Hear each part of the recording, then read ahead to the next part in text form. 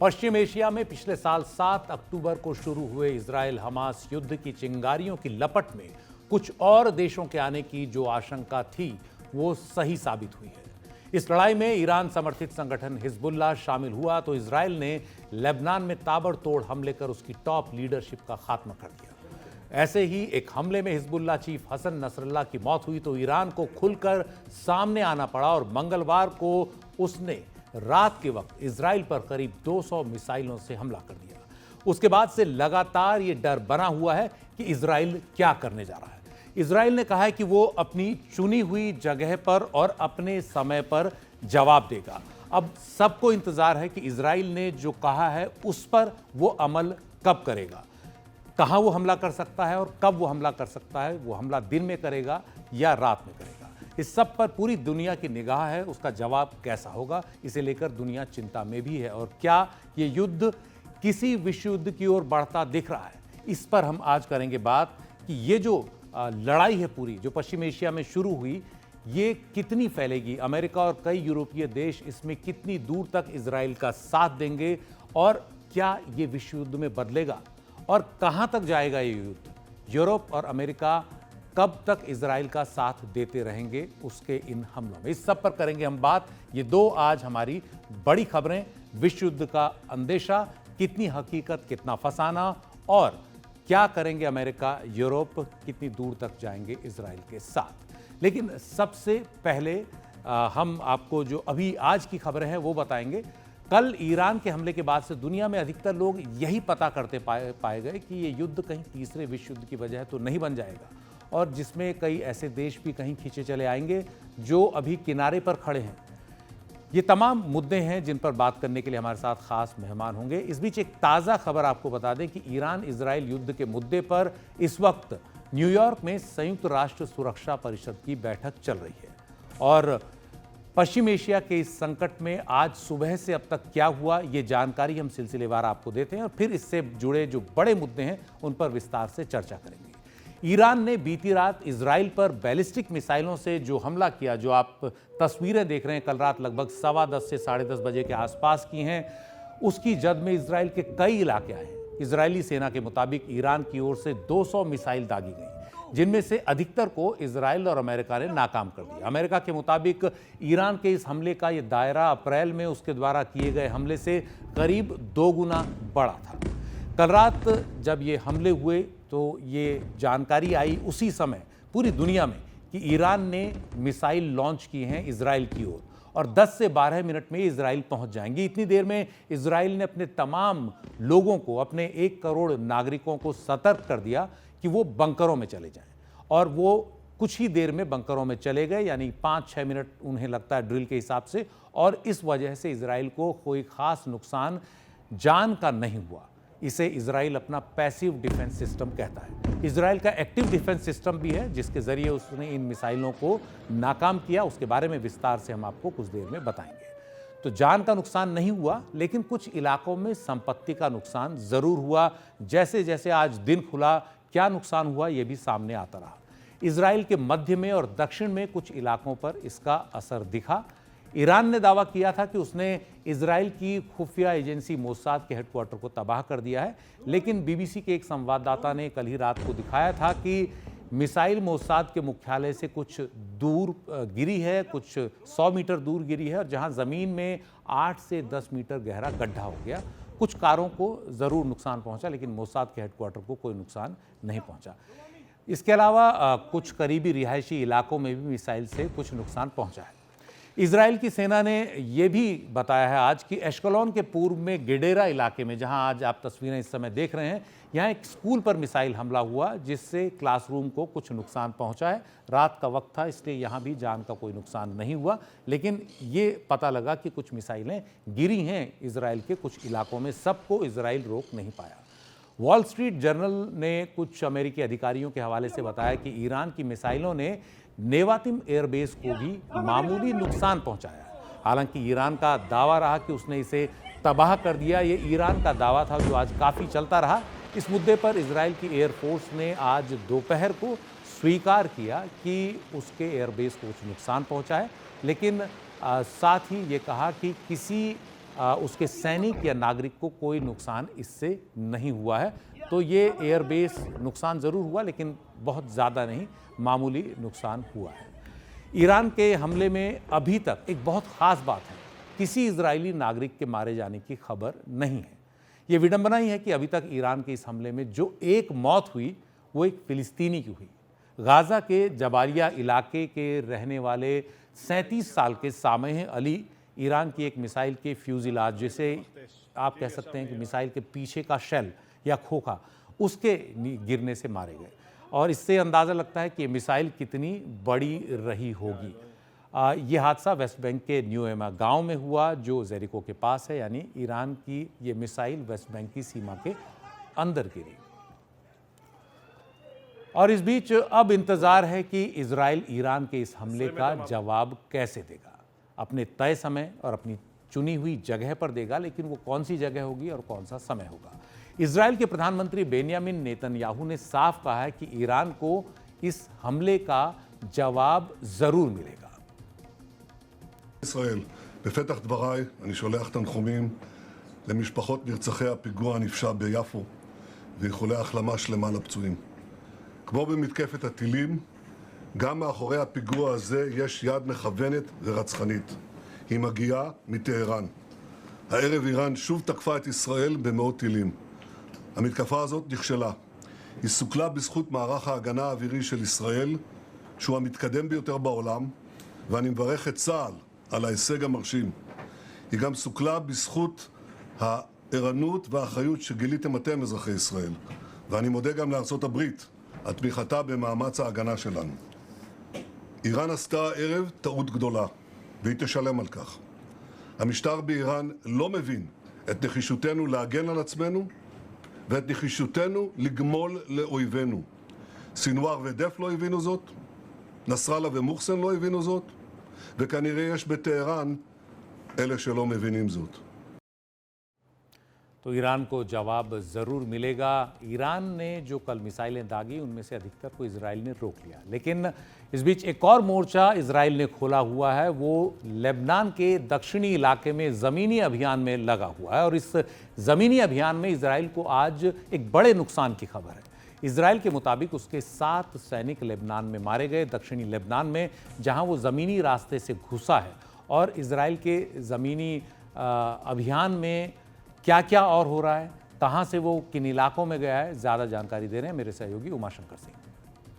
जहाँ तक बात इस विजुअल की है, तो ये जो अभी पिछले दिनों छापेमारी की गई थी, उसके बाद जो इजराइल की सेना है उसने इस विजुअल को जारी किया है। उसमें कहा गया है कि 3 ऐसे इलाके, 3 ऐसे ऑपरेशन को डिक्लासिफाई किया है, उसके विजुअल्स को जारी किया है, जिसमें ये जो पूरे इलाके में 700 के आसपास ऐसे टेरर नेटवर्क हैं जो हिजबुल्लाह के बताए गए हैं। और वहाँ क्योंकि ये सब अंडरग्राउंड है, तो अंदर भी बम लगाकर इसको जो है उड़ाया गया है। पहले वहाँ पे छापेमारी की गई, कुछ असला जो है बरामद हुआ।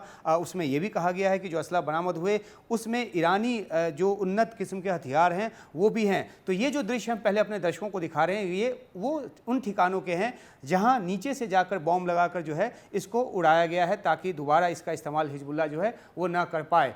ये जो है आयता अश-शाब का जो इलाका है वो इलाका है। और अब हम दूसरे विजुअल की तरफ चलेंगे, जो कि इजराइल डिफेंस फोर्स की तरफ से जारी किया गया है, और इसमें ये बताया गया है कि आखिरकार किस तरीके से हमले को अंजाम दिया गया है। और इस पूरे एक्सरसाइज के ज़रिए इजराइल ये दिखाने की कोशिश में है कि आखिरकार क्यों इस तरह का ऑपरेशन, ज़मीनी ऑपरेशन ज़रूरी है। हवाई हमले के ज़रिए उसने ज़रूर लेबनान में हिजबुल्लाह के कई ठिकानों को तबाह किया है, कई कमांडर को मारा है, लेकिन उसको लगता है कि जब तक इस तरह के नेटवर्क को वो ख़त्म नहीं करेगा, क्योंकि ये बिल्कुल उन इलाकों से लगता इलाका है, इजराइल के उन इलाकों से लगता इलाका है जहाँ पे 60, 70, 80 हज़ार के आसपास जो लोग हैं वो रहते हैं, और उनको विस्थापित होना पड़ा है। अब ये दूसरा जो ये घर है, इस घर में इसका एक विजुअल भी है जो दिखाएंगे। अब बहुत सारा हथियार जो है वो बरामद हुआ, और जो मैं बात कह रहा था कि ईरान निर्मित जो अत्याधुनिक हथियार हैं वो भी यहाँ पर बरामद हुए हैं। और जब बरामदगी की बात हो गई, छापेमारी हो गई, उसके बाद इसको एयर से बॉम्ब डाल के जो है एयर पावर के ज़रिए इसको विस्फोट से जो है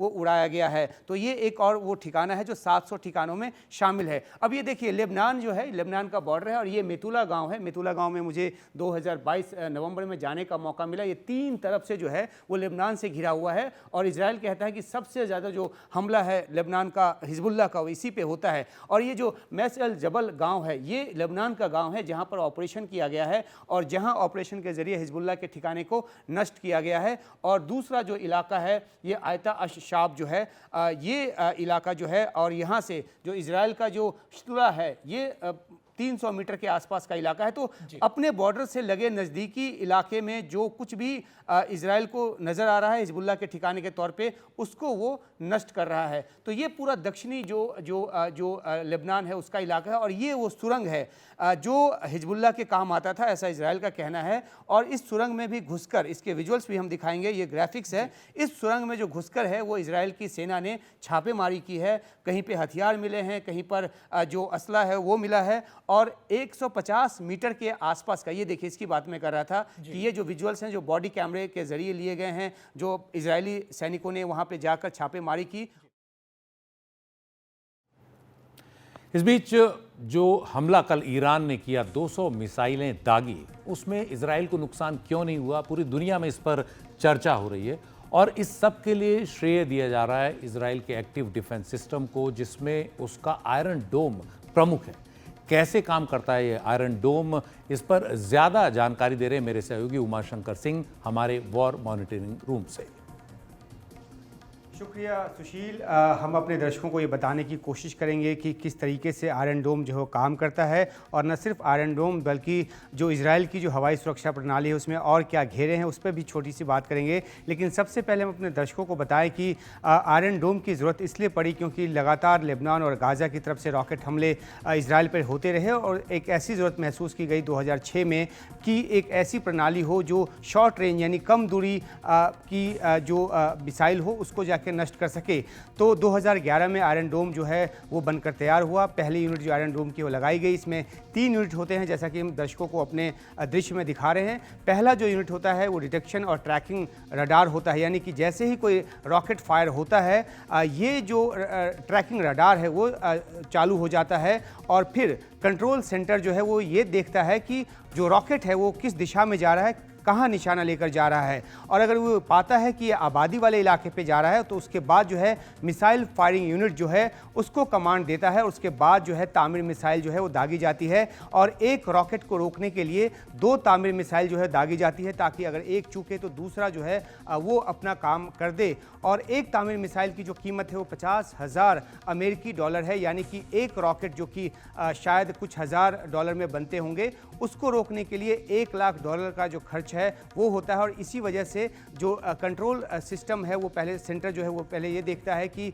ये रॉकेट वाकई में किसी ऐसे रिहायशी इलाके या किसी ऐसे ठिकाने पे जा रहा है जहां जान माल का भारी नुकसान हो सकता है, तभी तामीर मिसाइल जो है दागी जाती है। अन्यथा अगर खुले खेत में जा रहा है वो रॉकेट तो फिर आयरन डोम जो है वो एक जजमेंट कर लेता है और उसके बाद तामीर मिसाइल जो है वो नहीं दागी जाती है। तो ये एक बहुत ही उन्नत किस्म का जो सिस्टम है और इसकी वजह से काफ़ी ज़्यादा जो इजराइल जो है उसने अपना बचाव किया है। 7 अक्टूबर को भी जो 5,000 के आसपास रॉकेट दागा गया गाज़ा पट्टी की तरफ से, तो इजराइल ने ज़्यादातर रॉकेट को इसी प्रणाली के तहत जो है वो रोका है। और एक अहम बात ये भी है कि ये जो इसके अलावा 2 और, एक तो डेविड स्लिंग है जो कि मीडियम रेंज का मिसाइल सिस्टम है जो कि 100 से 200 किलोमीटर की दूरी तक जाकर मिसाइलों को नष्ट करता है जो दुश्मन की तरफ से आ रहे मिसाइल होते हैं। और इसके अलावा एक और जो एरो 2 एंड एरो 3, 2 ऐसे और जो हवाई सुरक्षा प्रणाली के हिस्से हैं इजराइल के, उसके ज़रिए जो है वो 1500 मील दूर तक जाकर वो मार करता है। तो जो इजराइल ने कल रोका उसमें आयरन डोम का तो इस्तेमाल किया ही, जो डेविड स्लिंग है उसका भी इस्तेमाल किया और साथ ही साथ जो एरो 2 और 3 है उसका भी इस्तेमाल किया और साथ ही साथ अमेरिका की तरफ से जो मिसाइलें दागी गई ताकि वो इंटरसेप्ट कर सके, तो उसकी मदद भी जो है अमेरिकी मदद भी इजराइल को मिली। और इसलिए 400 जिसका कि दावा ईरान की तरफ से किया गया है और इजराइल ने कहा है कि 200 के आसपास जो है मिसाइल दागे गए। उसके बावजूद जो है अगर इजराइल को नुकसान नहीं पहुंचा तो उसमें सबसे बड़ा जो हाथ है वो इसी आयरन डोम का है जो लगातार इजराइल जिसका इस्तेमाल कर रहा है और अंदर आने वाले रॉकेट्स को रोक रहा है। सुशील, बहुत बहुत शुक्रिया उमाशंकर इस पूरी जानकारी के लिए। आपको बता दें अगले कुछ दिन पश्चिम एशिया के इस पूरे संकट पर हम अपने वॉर मॉनिटरिंग रूम से पूरी निगाह रखेंगे और यहाँ से आपको कई खास ऐसी जानकारियाँ जानने को मिलेंगी जो इस युद्ध को समझने में आपकी और मदद करेगी। इस बीच इजराइल ने ये जता दिया है कि इस युद्ध में कौन उसके साथ है और कौन नहीं। एक खास और चिंता वाली बात जो आज इजराइल ने कही वो ये कि वो संयुक्त राष्ट्र के महासचिव एंटोनियो गुटेरेस को अपने देश में नहीं घुसने देगा। इजराइल के विदेश मंत्री ने एक ट्वीट किया। उन्होंने कहा कि आज मैंने संयुक्त राष्ट्र के महासचिव एंटोनियो गुटेरेस को इजराइल के लिए अवांछित घोषित कर दिया है और देश में उनके आने पर रोक लगा दी है। जो कोई भी इजराइल पर ईरान के जघन्य हमले की स्पष्ट रूप से निंदा नहीं कर सकता, जैसा कि दुनिया के लगभग हर देश ने किया है, वो इजराइल की धरती पर कदम रखने के लायक नहीं है। एक महासचिव जिसने हमास, हिजबुल्लाह और हूती के आतंकवादियों, बलात्कारियों और हत्यारों और अब अंतर्राष्ट्रीय आतंकवाद के आका ईरान का साथ दिया, उसे संयुक्त राष्ट्र के इतिहास पर दाग की तरह याद किया जाएगा। तो आप इजराइल की ये टिप्पणी संयुक्त राष्ट्र के महासचिव के लिए सुन रहे हैं, जिसको ये माना जाता है कि वो दुनिया की सबसे बड़ी पंचायत का सबसे बड़ा आदमी है। उसके लिए इजराइल के मन में कोई जगह नहीं है, क्योंकि उसे लगता है कि इस युद्ध में ईरान के हमले का उन्होंने कोई एक तरह से आलोचना नहीं की। तो इजराइल का रवैया बता रहा है कि वो इस लड़ाई में कोई रियायत बरतने वाला नहीं है। कई बार ऐसा लगता है, सबको लगता है कि दुनिया कहीं तीसरे विश्व युद्ध में तो नहीं झोंक दी जाएगी। बस कोई एक खराब फैसला या कहीं कोई एक दुर्घटना, सिर्फ इतनी सी दूरी पर कोई तीसरा विश्व युद्ध तो नहीं है। ये गलती कहीं भी हो सकती है, क्योंकि दुनिया में इस समय कई मोर्चे ऐसे हैं जहां कोई भी रणनीतिक गलती विश्व युद्ध के लिए चिंगारी बन सकती है। हम ऐसे ही कुछ मोर्चों से आपका तारुफ कराते हैं। सबसे पहले इजराइल ईरान युद्ध, जिस पर हम आपको लगातार जानकारी दे रहे हैं। ये पश्चिम एशिया है, इसमें इजराइल और ईरान अब आपस में भिड़ गए हैं। लड़ाई में पहले कुछ नॉन स्टेट एक्टर्स थे लड़ा के, जिसमें हमास है, हिजबुल्लाह, हूती, लेकिन अब दो देश आमने सामने हैं और इन दोनों देशों के बीच जो लड़ाई है वो न जाने कब बहुत ज़्यादा फैल जाए। ईरान के और इजराइल के समर्थन में अगर हम देखें तो इजराइल के समर्थन में अमेरिका है, कई पश्चिमी देश खुलकर हैं। ईरान के समर्थन की बात करें तो ईरान के समर्थन में खुलकर कोई नहीं आ रहा है। और इजराइल का मामला होने की वजह से कई देशों, खासतौर पर इस्लामी देशों की या वहाँ की जनता की सहानुभूति ज़रूर है, लेकिन खुलकर कोई उसके लिए सैन्य मदद के तौर पर सामने नहीं आ रहा है। ये कहीं ना कहीं ईरान को इस युद्ध में अकेला कर रहा है। अरब देशों की बात करें तो ईरान से उनकी बहुत पहले से ठनती है। सऊदी अरब जो उनमें सबसे बड़ा है, या संयुक्त अरब अमीरात जो बहुत अमीर है, ये सभी देश अमेरिका परस्त माने जाते हैं, इसलिए कुछ बचकर चल रहे हैं। रूस और ईरान, रूस जो है ईरान के साथ ज़रूर खड़ा दिखता है, हालांकि अभी दोनों पक्षों से आज उसने संयम बरतने को कहा है, हालांकि वो खुद यूक्रेन के युद्ध में उलझा हुआ है। उधर अमेरिका और ब्रिटेन को लगातार ये आशंका रही है कि रूस ईरान को परमाणु हथियार बनाने से जुड़ी जानकारी और टेक्नोलॉजी मुहैया करा सकता है और इसके बदले में तेहरान रूस को यूक्रेन युद्ध में इस्तेमाल करने के लिए बैलिस्टिक मिसाइल सप्लाई कर रहा है। तो कहीं ना कहीं उन्हें साठगांठ लगती है रूस और ईरान के बीच में। अमेरिका के पूर्व राष्ट्रपति और रिपब्लिकन पार्टी के उम्मीदवार डोनाल्ड ट्रंप ने आगाह किया कि दुनिया एक और विश्व युद्ध के मुहाने पर है। उन्होंने आज ही अमेरिकी राष्ट्रपति जो बाइडेन और उपराष्ट्रपति कमला हैरिस पर हमला किया, कहा कि अब युद्ध या युद्ध का खतरा हर ओर है। दो अयोग्य लोग देश चला रहे हैं और हमें तीसरे विश्व युद्ध के कगार पर पहुंचा रहे हैं। दुनिया में आग लगी हुई है जो काबू से बाहर हो रही है। हमारे पास कोई नेतृत्व नहीं है, देश चलाने को कोई नहीं है। तो ट्रंप ने कहा कि जब मैं राष्ट्रपति था तो ईरान पूरी तरह काबू में था, उसे कैश नहीं मिल रहा था और वो डील करने को बेताब था।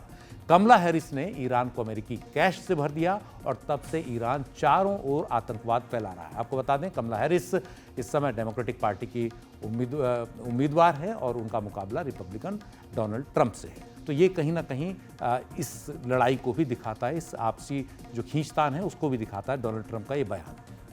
अमेरिका में रिपब्लिकन नेता हैं एक और, तुलसी गैबार्ड, वो भी काफ़ी जानी मानी नेता हैं।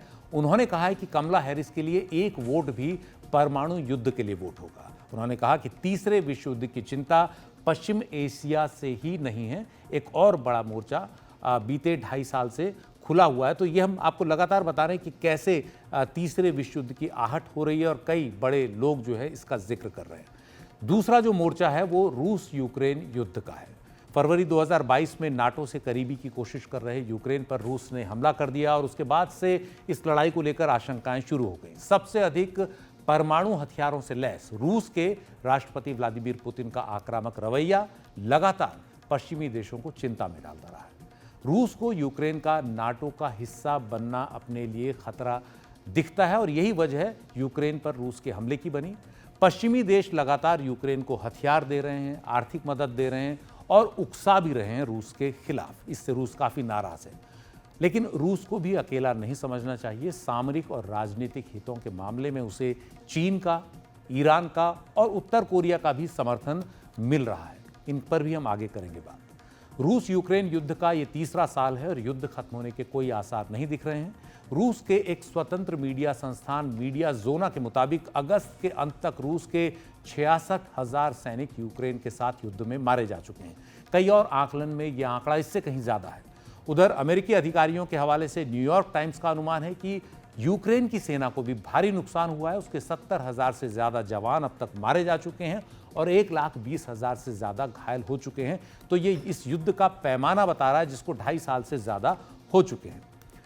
अब इसे लेकर भी विश्व युद्ध की कई आशंकाएं समय समय पर रही हैं। यूक्रेन के राष्ट्रपति वोलोदिमीर ज़ेलेंस्की चेतावनी दे चुके हैं कि रूस के आक्रामक रुख को अगर रोका नहीं गया तो ये नाटो के साथ लड़ाई में तब्दील हो सकता है, जिसका सीधा मतलब है तीसरा विश्व युद्ध।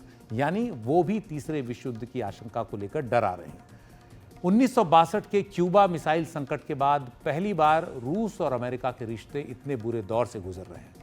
यूक्रेन संकट की वजह से रूस और अमेरिका समर्थित नाटो के बीच लड़ाई छिड़ने का डर भी रहता है। इसी साल की शुरुआत में रूस के राष्ट्रपति व्लादिमीर पुतिन कह चुके हैं कि रूस पर हमले के लिए यूक्रेन को पश्चिमी देशों के हथियारों के इस्तेमाल की इजाज़त दी गई है। ये कदम रूस और नाटो के बीच सीधी लड़ाई का खतरा पैदा करता है और इस तरह ये खुलकर तीसरे विश्व युद्ध से बस एक कदम दूर है। तो ये दो बड़े मोर्चे जिन्हें लेकर लगातार डर बना हुआ है। एक तीसरा भी मोर्चा है जो चीन ताइवान संकट का है, दक्षिण चीन सागर के आसपास है। इसे लेकर भी कई बार चिंता होती है क्योंकि चीन कई बार इस तरह का तेवर दिखाता है कि उससे आसपास के कई देश और अमेरिका तक चिंता में आ जाते हैं। और पड़ोसी देशों के साथ चीन का जो रवैया है वो दुनिया को पता है, लगातार आक्रामक रुख उसका रहा है। भारत के साथ उसका लंबा सीमा विवाद है जिसको सुलझाने की लगातार कोशिशें चल रही हैं। स्वतंत्र ताइवान को चीन अपना हिस्सा मानता है और आए दिन ताइवान को धमकाने के लिए उसकी सीमा के आसपास फौजी अभ्यास करता है। इसी साल अमेरिका के एक टॉप फौजी कमांडर ने कहा था कि चीन 2027 तक ताइवान पर आक्रमण के लक्ष्य की ओर बढ़ रहा है और अगर ऐसा होता है तो ये भी एक फ्लैश पॉइंट है जहां से युद्ध हो सकता है, दुनिया को एक तीसरे विश्व युद्ध की तरफ धकेलने की तैयारी हो सकती है। दक्षिणी चीन सागर साउथ चाइना सी की बात करें तो उसके आसपास के सभी देशों के साथ समुद्री सीमा को लेकर चीन का विवाद रहा है, चाहे वो ताइवान हो, इंडोनेशिया, मलेशिया, फिलीपींस, वियतनाम या फिर ब्रुनेई। जापान के साथ भी चीन का कुछ द्वीपों को लेकर सीमा विवाद रहा है, उसके साथ भी उसके संबंध अच्छे नहीं हैं। और चीन की आक्रामक रणनीति का असर दूर ऑस्ट्रेलिया तक महसूस होता है। चीन के साथ इस तनाव में शामिल देशों को अमेरिका का समर्थन मिल रहा है और इससे चीन और भी ज़्यादा चिढ़ता है या कहें कि और भी ज़्यादा नाराज़ होता है। एक और चौथा मोर्चा है जो समय समय पर सुलगता है, उत्तर कोरिया का मोर्चा है, जहां जो है तनाव का केंद्र हैं वहां के तानाशाह किम जोंग उन। उन्हें लेकर कुछ भी स्पष्ट नहीं है, उनके तेवर किस तरह के रहते हैं और क्यों रहते हैं। अपनी देश की जनता के मानवाधिकारों की कीमत पर वो लगातार एक तानाशाह हैं, लगातार अपने परमाणु और मिसाइल जखीरे को बढ़ाने पर लगे हुए हैं। कब क्या कर दें इसकी गारंटी कोई नहीं दे सकता। आए दिन उनके मिसाइल परीक्षणों की खबरें आती रहती हैं। दक्षिण कोरिया के साथ तो लगातार तनाव रहता है, विवाद है और उत्तर कोरिया इस विवाद में हर वक्त उलझा रहता है और कई बार अमेरिका और उसके साथी देशों को इसीलिए धमकी भी देता है क्योंकि वो दक्षिण कोरिया के साथ खड़े हैं। तो ये 4 फ्लैश पॉइंट ऐसे हैं जिनमें से पहले 2, पश्चिम एशिया का संकट और रूस यूक्रेन का युद्ध, तो सबसे ज़्यादा सुलझा हुआ है। इसी पूरे मुद्दे पर हम बात आज करेंगे अपने इस खास कार्यक्रम में कि ये जो युद्ध है ये कहाँ तक जाने वाला है, इसमें कौन कौन शामिल होगा और सबसे ज़्यादा जो डर है वो किस बात का है। इस पूरे मामले पर चर्चा के लिए हमारे साथ कई खास मेहमान हैं जिनसे हम आपकी मुलाकात कराएंगे। इस बीच एक ताज़ा खबर ये है कि दमिश्क में जो सीरिया की राजधानी है वहाँ इजराइल ने हमला किया है और इस हमले में कुछ लोगों के हताहत होने की खबर सामने आ रही है।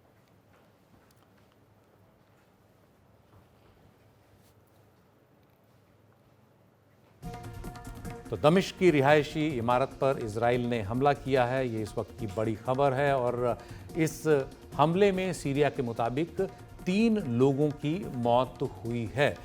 ये हमला इजराइल ने सीरिया की राजधानी दमिश्क में क्यों किया? क्योंकि अभी तक उसके निशाने पर लेबनान या फिर यमन में हूती ठिकाने रहते थे या लेबनान में हिजबुल्लाह के ठिकाने, उधर गाज़ा में वो हमास पर हमला कर ही रहा है। लेकिन उसने ये हमला दमिश्क पर क्यों किया, ये अभी कुछ देर बाद स्पष्ट होगा जब इजरायली डिफेंस फोर्स इस पर कोई अपना बयान देगी। आपको बता दें कि सीरिया में अमेरिका के हमले होते रहे हैं, कुछ ही दिन पहले वहाँ हमले हुए थे, लेकिन इजराइल ने यह हमला वहाँ किसे निशाना बनाते हुए किया है, ये अभी कुछ देर बाद स्पष्ट होगा।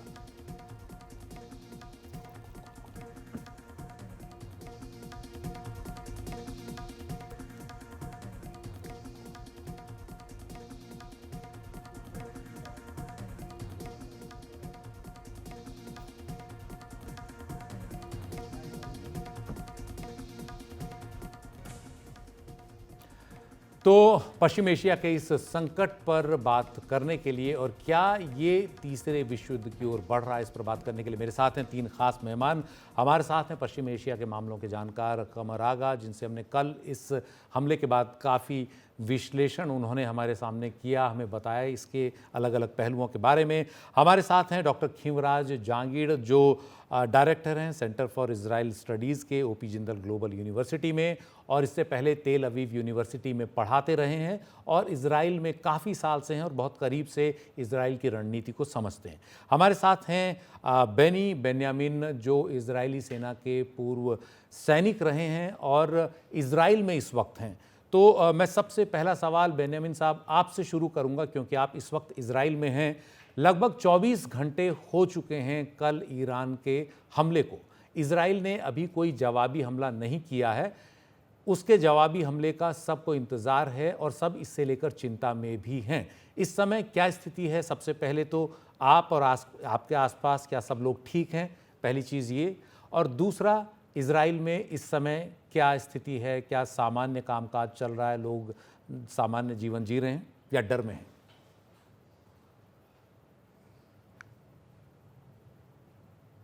बेन्यामिन साहब, आपसे मेरा सवाल है।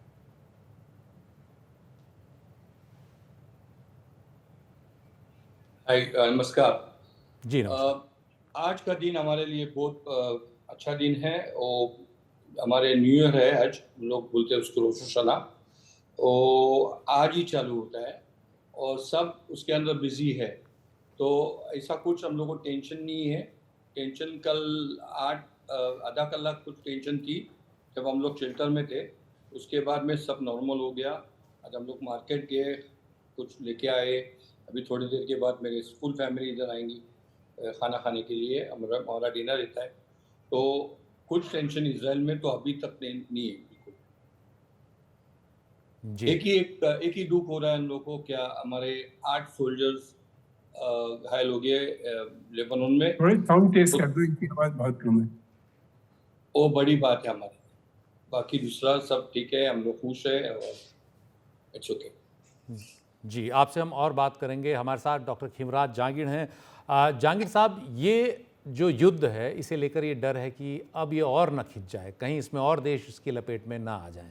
आपको इस तरह की कोई आशंका है? आपको लगता है कि ईरान के साथ इस लड़ाई में कोई और भी आएगा या फिर ईरान खुलकर उतरेगा इसमें अगर इजराइल कोई जवाबी हमला करता है और फिर इसे संभालना मुश्किल हो जाएगा? देखिए, ईरान अभी भी खुलकर हमला तो नहीं कर रहा। ईरान ने कल जो रात मिसाइलें दागी वो बिल्कुल अप्रैल में वैसे दागी थी कि उन्होंने एक साथ हमले तो किए एयर बेसेस और कुछ सिविलियन इलाकों पर वो सारी चीज़ें इंटरसेप्ट हो गई बहुत ही प्रिडिक्टेबल तरीके से। कहिए कि वो एक एक्ट था और उसके बाद उन्होंने तुरंत कहा कि अब हमारा मामला कंक्लूड हो गया, हम इससे आगे नहीं बढ़ना चाहते, अब हम इसके आगे कुछ नहीं करना चाहते और हम चेतावनी देते हैं कि इजराइल हम पे कुछ ना करे। ठीक वैसा ही बयान इन्होंने अप्रैल के बाद दिया था, जो कि बीच का रास्ता है कि हम खुल के लड़ाई के लिए उकसाने को बिल्कुल तैयार नहीं है, पर उनकी थोड़ी बहुत जो मुंह बचाई है वो इस हमले से होती है।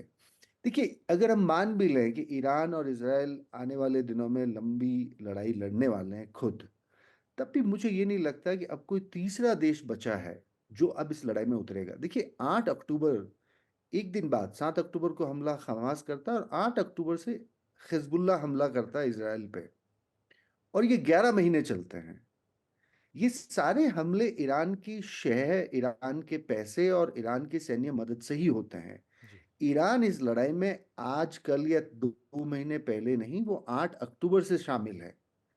तो ईरान का पहले एक तरह से कहिए प्रॉक्सी वॉर था, अब वो प्रॉक्सी वॉर इजराइल के एग्रेसिव होने की वजह से डायरेक्ट कन्फ्रंटेशन में बदल रहा है। पर उसमें भी जी ईरान परहेज कर रहा है डायरेक्ट कन्फ्रंटेशन में उतरने से, जी क्योंकि ईरान की दो बड़ी कमजोरियां हैं। एक तो आर्थिक स्थिति उनकी बहुत खराब है।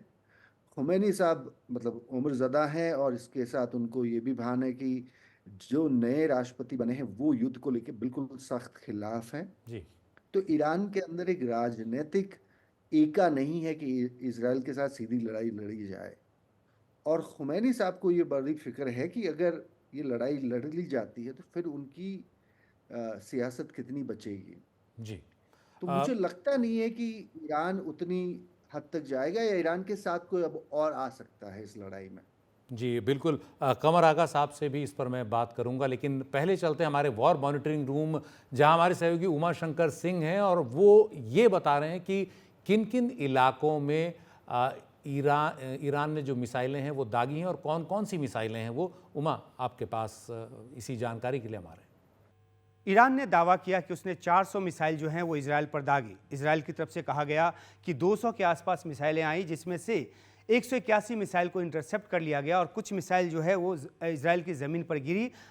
कम नुकसान हुआ या ज़्यादा नुकसान हुआ, इसमें दावे प्रतिदावे अलग अलग हैं, लेकिन इजराइल पर जो मिसाइलें दागी गई आखिरकार वो किस तरह की मिसाइल थी, ईरान ने किस तरह के मिसाइल्स का इस्तेमाल किया, ये हम अपने दर्शकों को बताना चाहते हैं इस ग्राफिक्स के ज़रिए। एक गौरतलब बात यह है कि ईरान और इजराइल के बीच तकरीबन 2000 किलोमीटर की दूरी है। अगर सबसे कम दूरी वाले दो जगहों की बात करें तो भी 1700 किलोमीटर के आसपास की दूरी बनती है। बीच में सऊदी अरब है, एक तरफ से देखें तो इराक भी बीच में है, अगर दूसरे कोने से देखें तो जो सीरिया जैसा देश है वो भी बीच में है और जॉर्डन भी जो है बीच में है। तो आखिरकार किस तरीके का मिसाइल जो है वो ईरान ने इस्तेमाल किया, तो उस सिलसिले में पहला जो नाम आता है वो फतह-1 मिसाइल का आता है, जो कि 1400 किलोमीटर की दूरी तक मार करता है। और इस फतह-1 मिसाइल का इस्तेमाल जो है वो ईरान की तरफ से इजराइल पर हमले में किया गया।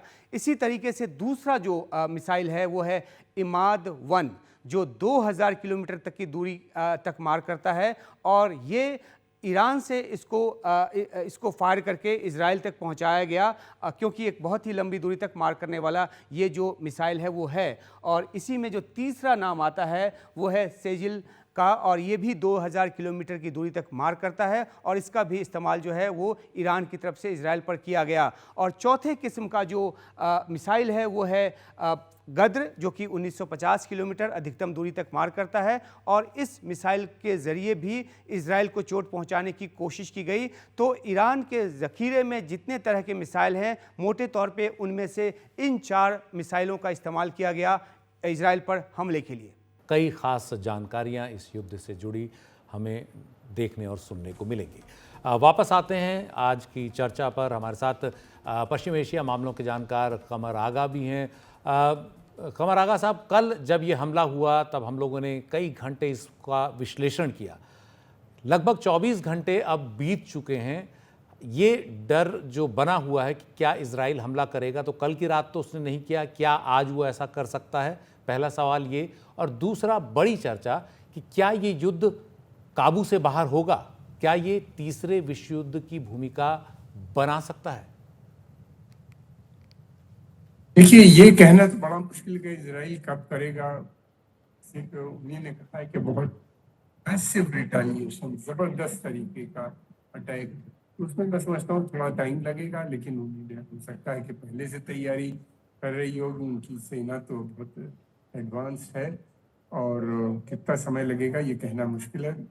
मेरा ख्याल है हमारे जो तेल अवीव से फ्रेंड्स हैं वो इस पे शायद बेहतर रोशनी डाल सकें। दूसरी बात ये है कि मैं ये नहीं जानता कि ये युद्ध जो है तीसरे विश्व युद्ध की तरफ जाएगा, मगर ये है कि क्षेत्रीय युद्ध ये ज़रूर होता हुआ नज़र आता है। लेकिन साथ में क्योंकि और जो आपने 3 और जगहों पे फ्लैश पॉइंट्स जो बताए थे वो अगर साथ में बढ़ते हैं तो ज़रूर हो जाएगा। लेकिन इसमें भी वो स्थिति नहीं होगी जो फर्स्ट वर्ल्ड वॉर या सेकंड, खासतौर से सेकंड वर्ल्ड वॉर की थी। देखिए बहुत से ऐसे देश हैं अफ्रीका के जो बिल्कुल इन्वॉल्व नहीं हैं। एशिया में, साउथ एशिया में इंडिया वगैरह ये बिल्कुल नहीं चाहेगा, ना इन्वॉल्व होगा। स्थिति बदल चुकी है फर्स्ट वर्ल्ड वॉर। उसके बीच में उस वक्त कॉलोनियल पावर ब्रिटेन था, उसने सब जहाँ जहाँ उसकी कॉलोनी थी सबकी सेनाएं यूज़ की थी, वो अब मुमकिन नहीं है। लेकिन यह है कि क्षेत्र में तो ये फैल जाएगा। इसलिए ईरान 2-3 चीज़ें कह रहा है। एक तो वो ये कह रहा है कि हम तेल की सप्लाई को डिस्टर्ब कर देंगे, इसके लिए वो कोशिश करेगा। मैं ये नहीं समझता कि वो तेल की सप्लाई जो है वो ऑयल टैंकर पे हिट करके करेगा, बल्कि हूती जैसे एक बार कर चुके हैं सऊदी अरेबिया की ऑयल इंस्टॉलेशन के ऊपर अटैक करके, वहाँ पे भी किया जा सकता है, या यूएई के अंदर या दूसरी जगहों पे, ठिकानों पे। और इनकी कैपेबिलिटी है, खासतौर से हूतीस की या ईरान की भी होगी। और तीसरी चीज़ ये इनकी कोशिश ये है कि सप्लाई चेन को डिस्टर्ब कर दो। तो उसके लिए जो है हूती लगातार हम देख रहे हैं कि रेड सी में वो सप्लाई चेन के ऊपर अटैक कर रहे हैं उसको। कमर आगा साहब, मैं आपको थोड़ा रोकूंगा। यही जो चर्चा है इसी को थोड़ा और बल अगर मिल रहा है तो वो संयुक्त राष्ट्र में रूस के ताज़ा बयान से मिल रहा है। संयुक्त राष्ट्र में रूस के राजदूत वेस्ली नेबेंजिया ने कहा है कि इस जंग को न रोका गया तो ये ऐसी जगह पर पहुंच जाएगी जिसकी कल्पना भी नहीं की जा सकती। सुनते हैं। And if it reaches its finale, the conflict can reach an unimaginable level of escalation and will threaten not just the Middle East, but the entire world. We are convinced that it is in our interest to prevent such a scenario. तो आपने सुना, ये रूस के जो स्थायी राजदूत हैं संयुक्त राष्ट्र में, उन्होंने कहा है कि इसकी कल्पना नहीं की जा सकती अगर ये काबू से बाहर हुआ, अगर इस जंग को न रोका गया। तो जो हम बात कर रहे हैं ये उसी के आसपास पहुंच रही है। और जो हमने 4 फ्लैश पॉइंट बताए कमर आगा साहब और जहांगीर साहब, उन चारों में एक बात ख़ास और कॉमन दिखती है।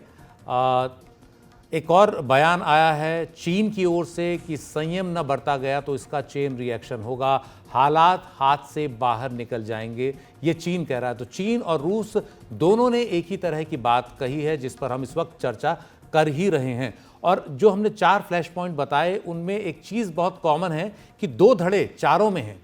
रूस, चीन एक तरफ हैं, इसके अलावा ईरान उनके साथ है, कहीं पर उत्तर कोरिया भी साथ है, और इसके अलावा उधर दूसरी तरफ सारे पश्चिमी देश, अमेरिका, इजराइल एक तरफ हैं।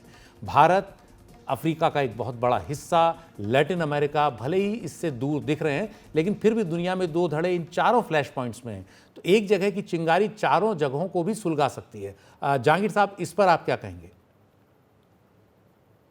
मुझे ये लगता है कि इस युद्ध में मोटा मोटा 3 ही पक्ष हैं। एक है इजराइल और हमास वाले, मतलब एक इजराइल है, एक हमास है और एक ईरान है। मुझे लगता है कि हुतीज और हिजबुल्लाह का जो भी इजराइल के प्रति रवैया और आक्रामकता है वो ईरान की शय है, ईरान के निर्देश हैं। अब देखने वाली बात यह है कि ईरान इस लड़ाई में और क्या कर सकता है। मुझे लगता है कि ईरान एक कहिए कि आगे कुआं और पीछे खाई वाली स्थिति में फंस गया है। ईरान की, मेरे ख्याल से जहां तक मैं उनके इरादों को भाप सकता हूं, मुझे ऐसा लगता है कि ईरान एक मुश्किल घड़ी में अपने किए की वजह से है। ना वो इजराइल का ज़्यादा नुकसान कर पाए हैं। इजराइल का अंतर्राष्ट्रीय राजनीति और दूसरे तरह का एक तरह से वैचारिक आलोचना बहुत हुई है, उनकी बदनामी बहुत हुई है। पर ईरान का जो मकसद था कि इजराइल को इस स्ट्रेटेजिक डोमेस्टिक इंस्टेबिलिटी और वीकनेस के दौर में एक मतलब बड़ा धक्का दिया जाए, हमास को शह दे के और हिजबुल्लाह से फिर उस दबाव को बढ़ा के, वैसा कुछ हुआ नहीं है। इजराइल इस स्थिति में ज़्यादा बेहतर कर पाया है जितनी लोगों को उम्मीद भी नहीं थी। अब जो दूसरी बात आपने जब पूछी कि इजराइल क्या करेगा, मुझे लगता है नेतन्याहू अब उस मौके को पा गए हैं जो मौका वो पिछले 15 साल से ढूंढ रहे हैं। नेतन्याहू ने अपनी 15 साल की राजनीति में फिलिस्तीन के मुद्दे को बुलाने के लिए ईरान के न्यूक्लियर मुद्दे को बहुत हवा दी, और उन्होंने कई बार अमेरिका के राष्ट्रपतियों के साथ इस बात को पब्लिकली डिसएग्री किया कि ईरान के मुद्दे पे हमें मिलिट्री कार्रवाई करनी चाहिए और इजराइल कर सकता है, बस अमेरिका सहमति दे दे। अब मुझे लगता है ईरान ने जो हमला किया है उससे नेतन्याहू को एक बहाना ज़रूर मिल गया है कि ईरान में कहीं पे भी हमला हो, और वो हमला ऐन मुमकिन है किसी न्यूक्लियर प्लांट पे ही हो, क्योंकि नेतन्याहू जरूर चाहेंगे कि इस मौके को वो छोड़े नहीं। वो जिस तरह की राजनीति करते हैं, जो सोच को वो लेके चलते हैं, उनके लिए लड़ना जी और बिल्कुल, लड़ाई को इसी पर मैं कमर आगा किसी साहब की मुकाम पे टिप्पणी ले लूंगा जाना कि मतलब क्या इजराइल को ये मौका मिल गया है। संक्षेप में कमर आगा साहब आप बता सकें तो। जी जरूर मिला है। वो पूरी कोशिश करेंगे न्यूक्लियर इंस्टॉलेशंस पे है कि वहाँ पे जो एनर्जी रिसोर्सेज हैं, ऑयल रिफाइनरीज वगैरह, उन खुद कहा है कि ये सब टारगेट होंगे। तो मतलब ये एक इकोनॉमिक असेट, मिलिट्री असेट, इनके ऊपर वो टारगेट करेंगे। उनके पास ताकत है, वो जरूर करेंगे। मगर ये सोच लेना कि ईरान खामोश रहेगा, ईरान, मैं समझता हूँ कि वो उस क्षेत्र में तेल की सप्लाई को डिस्टर्ब कर सकता है। ईरान ये भी करेगा कि अमेरिकन फोर्सेस जो हैं उस क्षेत्र में उन पे अटैक करेगा। और दूसरी एक चीज मैं ये बता दूं कि ये हिजबुल्लाह का या हूती मूवमेंट जो है, ये ईरान के रेवोल्यूशन से ज्यादा पुराना। पहले वहां पे सन 75 से ये लोग लड़ रहे हैं इसराइल से, आज से नहीं लड़ रहे हैं। पहले वहां पे अमल होता था, उससे पहले एक और ऑर्गेनाइजेशन थी, छोटी छोटी कई एक थी। जब वो नहीं हो पाए तो फिर हिजबुल्लाह बना। फिर हिजबुल्लाह ने इनके साथ एक लंबी लड़ाई लड़ाई, और जिसमें साउथ लेबनान से इसराइल को बाहर जाना पड़ा, इसराइलियों के कब्जे में था जी साउथ। जी, फिर उसके अलावा हूती सन 62 से इनका मूवमेंट चल रहा है, जब से इनके ऊपर कमर आगा अटैक साहब, हुआ मैं था आपको इजिप्ट का। थोड़ा रोकूंगा। इस वक्त ईरान के राजदूत संयुक्त राष्ट्र में बोल रहे हैं, चलते हैं उनके पास।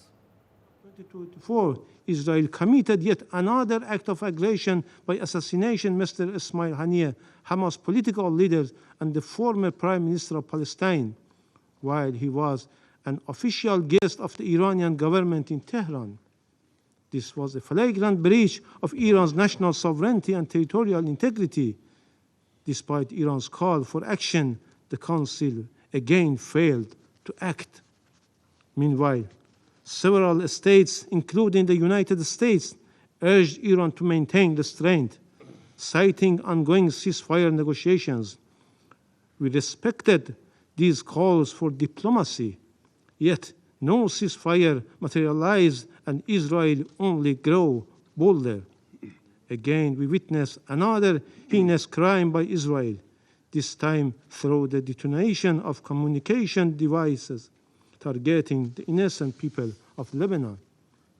A larger number of innocent civilians were killed and injured, including Iran's ambassador to Lebanon. This was yet another manifestation of state terrorism. Following, Israel carried out a blatant act of terrorist aggression using US-supplied thousands-pound bunker busters to assassinate Sayyid Hassan Nasrallah, the leader of Hezbollah, and a symbol of resistance against Israeli occupation and aggression in Lebanon. This brutal attack resulted in the martyrdom of numerous innocent people, including Hezbollah leader and Iranian general. तो संयुक्त राष्ट्र में Iran के राजदूत स्पष्ट तौर पर बोल रहे हैं कि संयुक्त राष्ट्र सुरक्षा परिषद नाकाम रही है इजराइल पर लगाम लगाने में, जिसने ईरान की एक तरह से जो संप्रभुता है उसके साथ खिलवाड़ करने की कोशिश की है। तो सभी मेहमानों का बहुत बहुत धन्यवाद, जहांगीर साहब, कमर आगा साहब और बेन्यामिन साहब, इस चर्चा में हिस्सा लेने के लिए। अभी मेरे पास इतना ही वक्त था और ब्रेक के बाद हम बात करेंगे भारत में इजराइल के राजदूत रेवन अजार से, जिनसे मेरी सहयोगी कादम्बिनी शर्मा पूछेंगी इस पूरे मसले से जुड़े कई खास सवाल। मंगलवार को ईरान ने इजराइल पे बड़ा हमला कर दिया और उसके बाद पूरी दुनिया की निगाह इस बात पे लगी है कि इजराइल कब जवाबी कार्रवाई करता है। इजराइल की तरफ से कहा भी गया है कि वो जल्द जवाबी कार्रवाई करेगा। और इन तमाम मुद्दों पर बात करने के लिए हमारे साथ हैं भारत में इजराइल के राजदूत रेवन अज़ार साहब।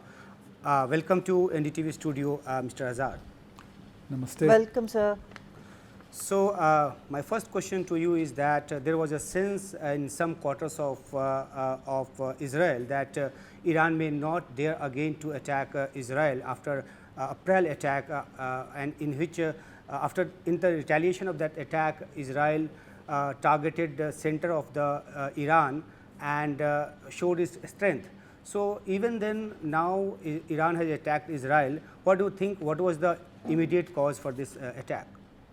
Well, it's difficult for me to analyze the decision making on the Iranian side. But I can tell you this. Too many times, terrorist groups and fanatics in the region have misunderstood our moderation and the fact that we act as a democracy to use the minimal quantity of force necessary. They are thinking that we are doing this because we are weak, and it's emboldening them to attack us even more.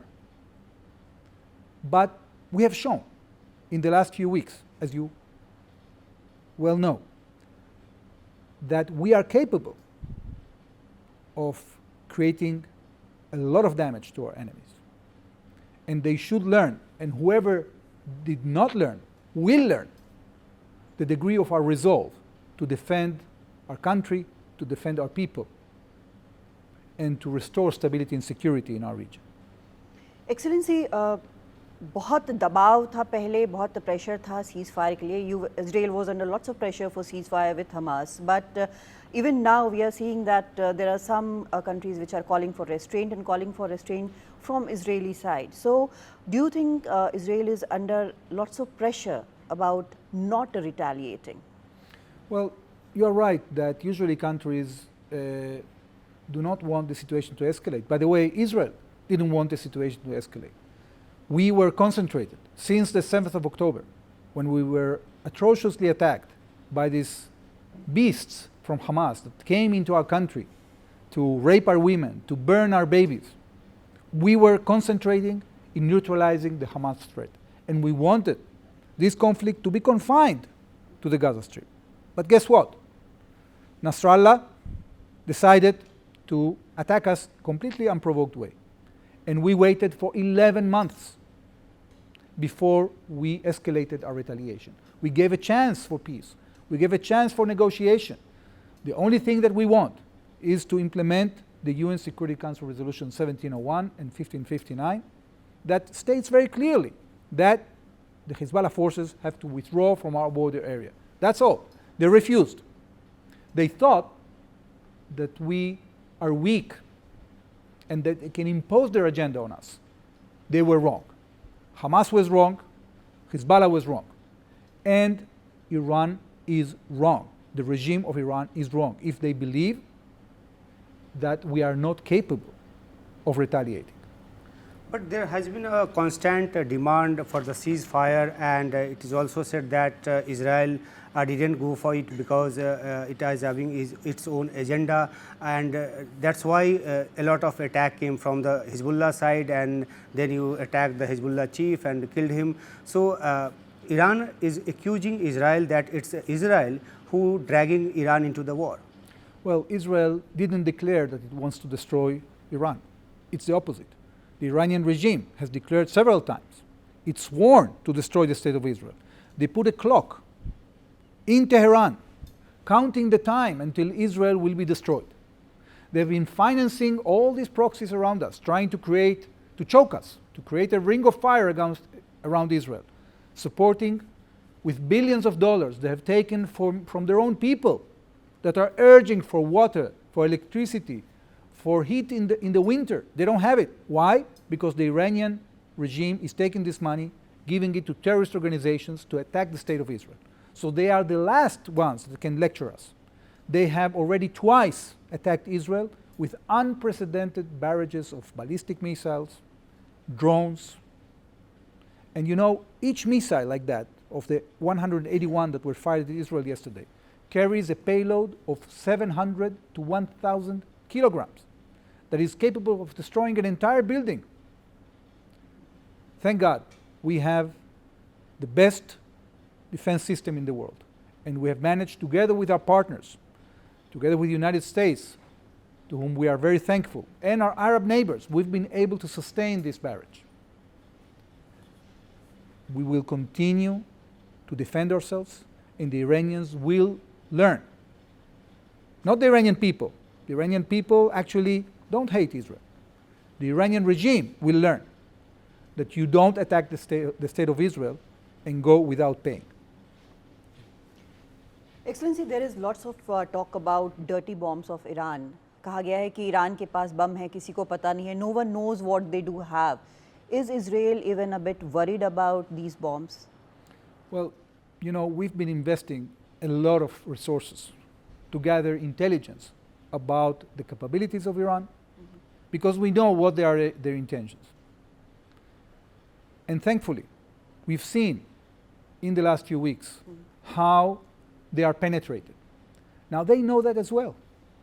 And that's why they've been creating this facade of victory, which everybody understands is completely fake. They are trying to mislead the Iranian people. We know what they have. We know how to deal with it. Danger is still there because they have a lot of capabilities. They have accumulated a lot of technologies, a lot of capabilities, and they are capable of attacking the state of Israel. But we have conviction. We have the resolve to defend ourselves, and we will continue to defend ourselves. We will not be subject to this situation in which Iran can, whenever they decide, attack the state of Israel in a completely unprovoked way. So as you are facing seven-front war, and my question is that what is your confidence? Why you think that you are going to win? Is the confidence is coming from US? No, this confidence is coming from our people, because our people are very strong. Because each and every soldier and each and every citizen in the state of Israel knows what will be our destiny if we don't defend ourselves. And therefore you have seen, since the 7th of October, a huge wave of energy, of voluntarism coming from our society, not just in the battling field, in helping each other, in supporting the families of the hostages, in supporting the wounded, in helping each other. This strength, together, combined with our capabilities, our technological prowess, the fact that we have the army of the people, and they know that this war was imposed on us. This is not something that we are doing because we want to conquer another country or anything like that. So we don't have any choice. We don't have anywhere else to go. And that's why we are so powerful. And the terrorists, they know that they have an alternative. They know that if they renounce this fanatical ideology, they can do peace. Because Israel has already made peace with many of our neighbors, with Egypt, with Jordan, with the UAE, with Bahrain, with Morocco, with Sudan. And we actually offered very generous offers to our Palestinian neighbors as well. We want them to rule themselves. But when your agenda is hijacked by this radicalism, by this attempt to destroy the other, you will never succeed. And therefore, they have to come back to their senses, the population, the needs of the population. These are the needs that have to come to the agenda. And we have to have leaders that will serve their people and not serve fantasies about creating caliphates and about destroying the West and destroying other parts of the Arab world, like you are having with the Iranians or with Hezbollah. One final question from me, because you are fighting the war on so many fronts. So somehow has Israel been forced to push the hostages issue on a back burner, because there are lots of protests and lots of the families are coming forward and they are talking about hostages. So is Israel, it has been forced to push back the hostages issue? the hostages will never be on the back burner. Every day, our security forces, our government are doing whatever they can in order to bring the hostages back. The challenge has been very difficult because what Hamas wants is to extort from the state of Israel a complete surrender in return of part of the hostages. This will never happen. We will not allow to rearm and regroup. Right. And therefore, that was the reason it was so difficult to reach even the first phase of the ceasefire that we have agreed in a path together with the President of the United States and the UN Security Council. The spokesperson of the White House has stated very clearly that Hamas bears the responsibility for this. Pressure on Hamas, to continue to put pressure in order for that situation to change, in order to bring our hostages back home safely.